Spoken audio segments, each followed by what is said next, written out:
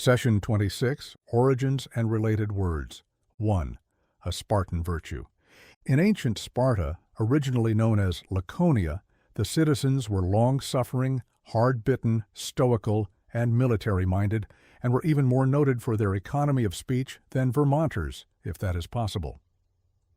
Legend has it that when Philip of Macedonia was storming the gates of Sparta or Laconia, he sent a message to the besieged king saying, "If we capture your city, we will burn it to the ground." A one-word answer came back, "if." It was now probably Philip's turn to be speechless, though history does not record his reaction.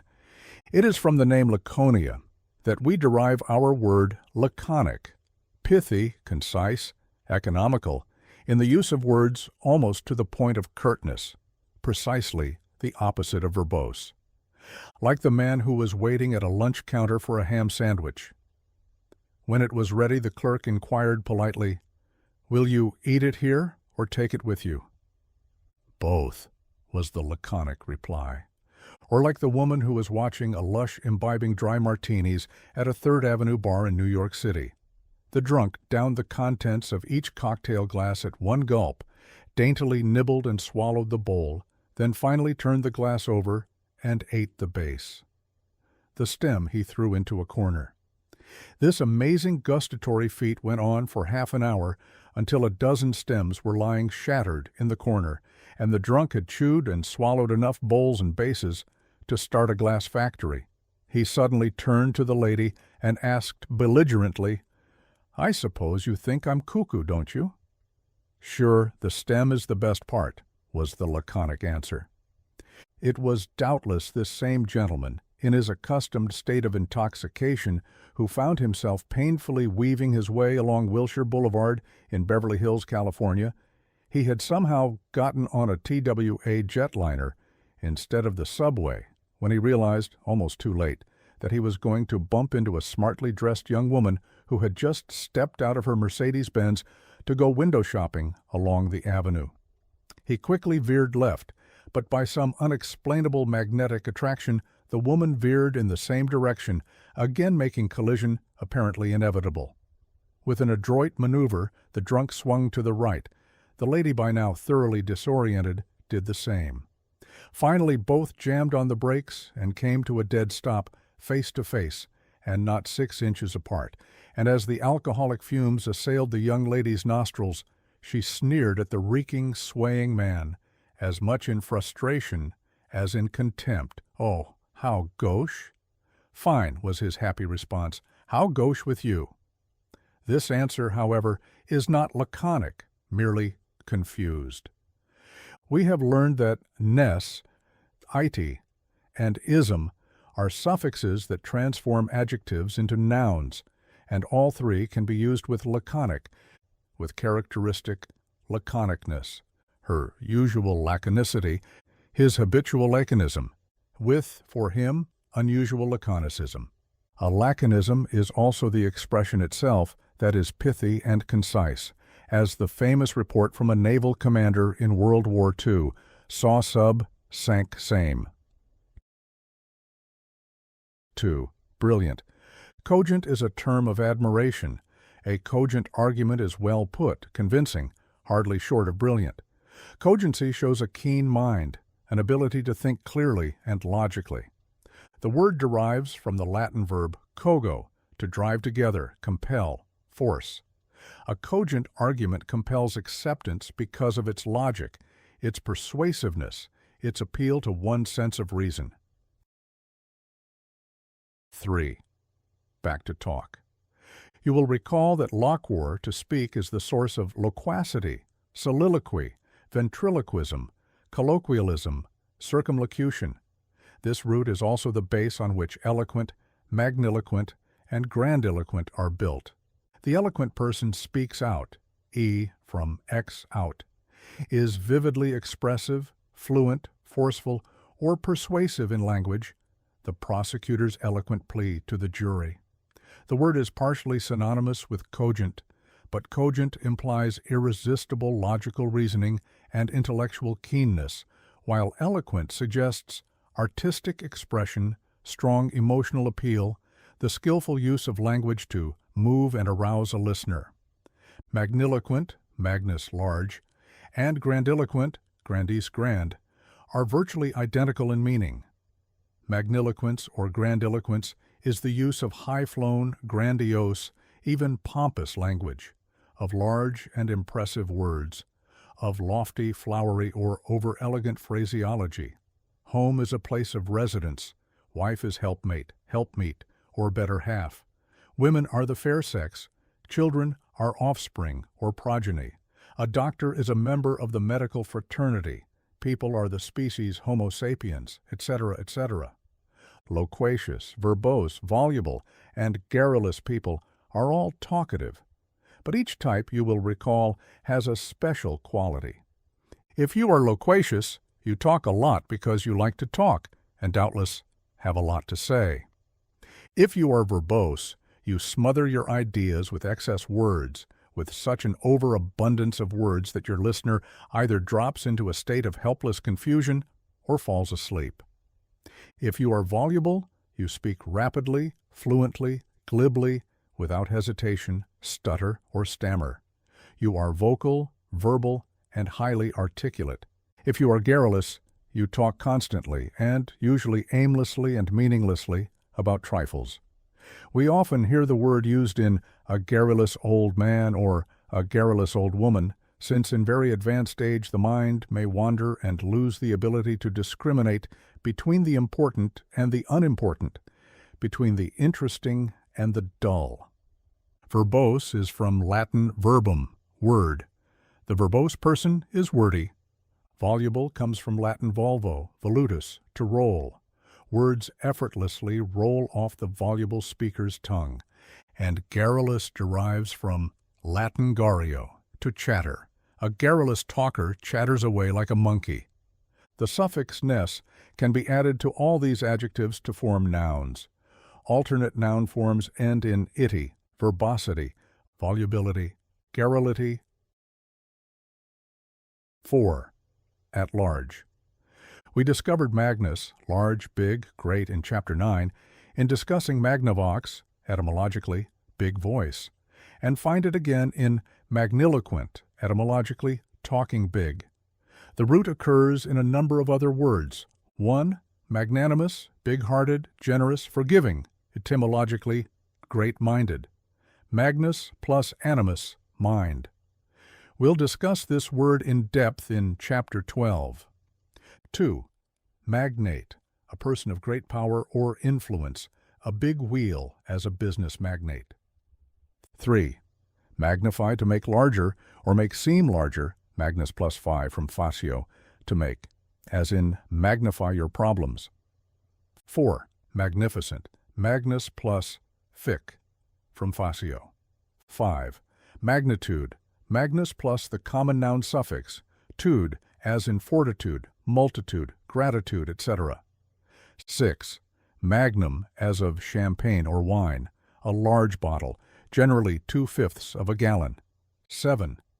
Magnum opus, etymologically, a big work, actually the greatest work or masterpiece of an artist, writer, or composer.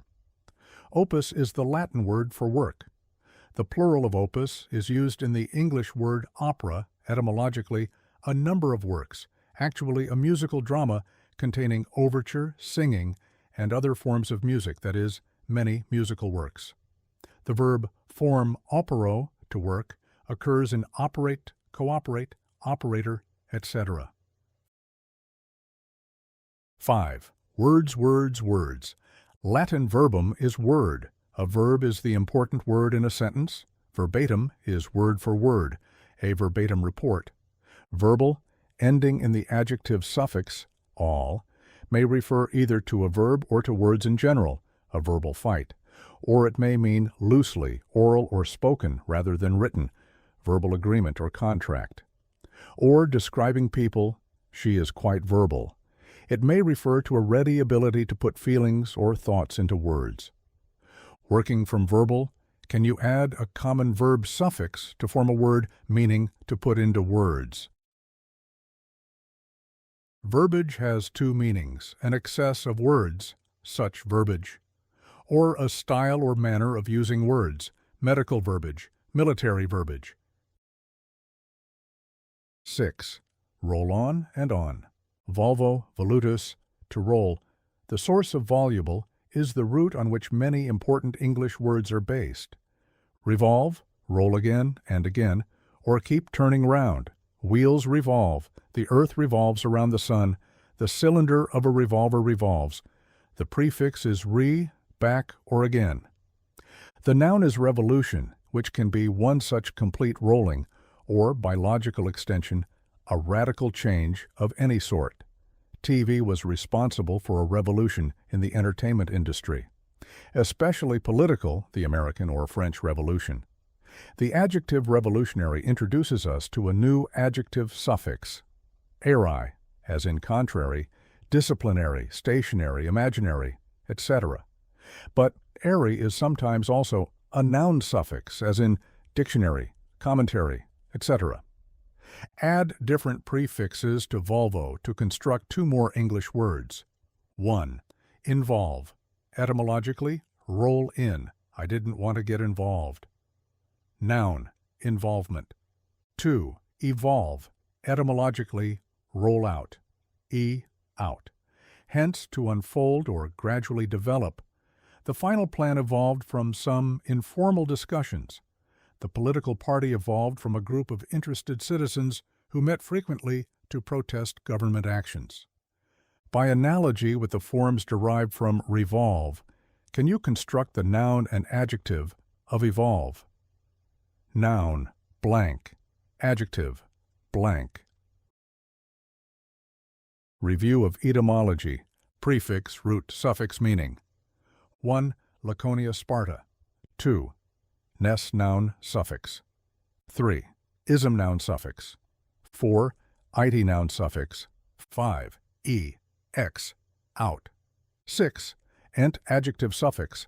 7. Ents noun suffix. 8. Magnus big. 9th grandis grand. 10th verbum word. 11th volvo, volutus to roll. 12. Gario to chatter. 13. Animus mind. 14. -fy to make. 15. Tude noun suffix. 16. Opus work. 17. Opero to work. 18. -all adjective suffix.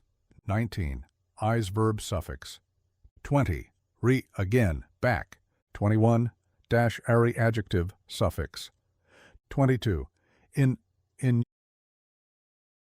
using the words. Can you pronounce the words? 1. Laconicity. 2. Laconism. 3. Laconicism. 4. Eloquent. 5.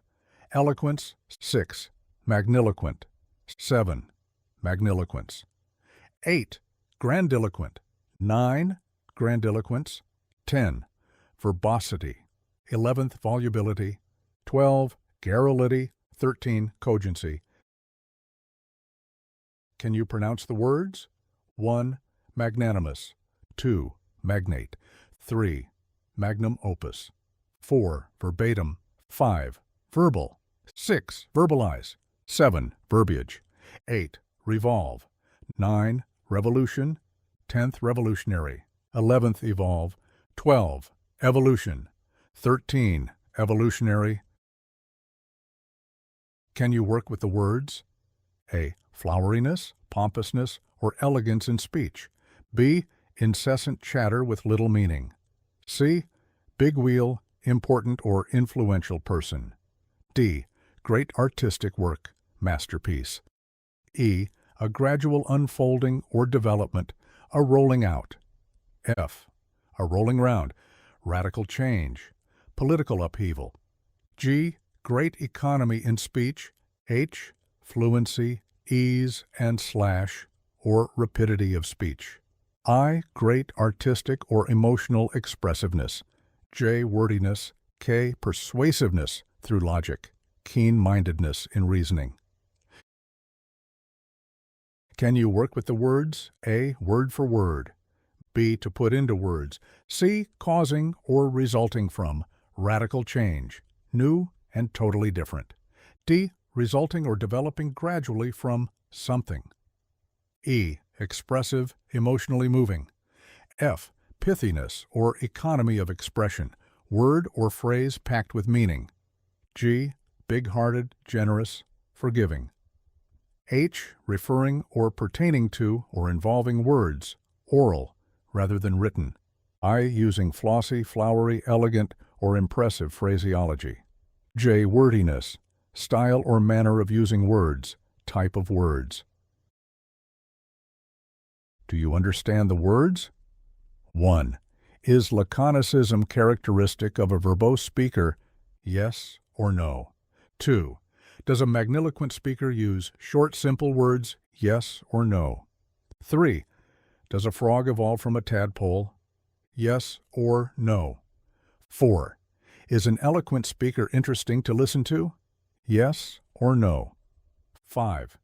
Do verbose people use a lot of verbiage? Yes or no? 6. Is volubility characteristic of an inarticulate person? Yes or no? 7. Does verbosity show a careful and economical use of words? Yes or no? 8. Is a verbal person usually inarticulate? Yes or no? 9. Is a magnum opus one of the lesser works of a writer, artist, or composer? Yes or no? 10. Is a magnanimous person selfish and petty-minded? Yes or no? Can you recall the words? 1. Gradually unfolding, resulting, or developing. 2. Causing, or resulting from, radical change. 3. Quality of conciseness and economy in the use of words. 4. Expressiveness in the use of words. 5. Turn round and round. 6. Important person, as in the commercial world. 7. Unselfish, generous, noble in motive, big-hearted, forgiving. 8. Using words easily, vocal, articulate, referring to or involving words, oral rather than written.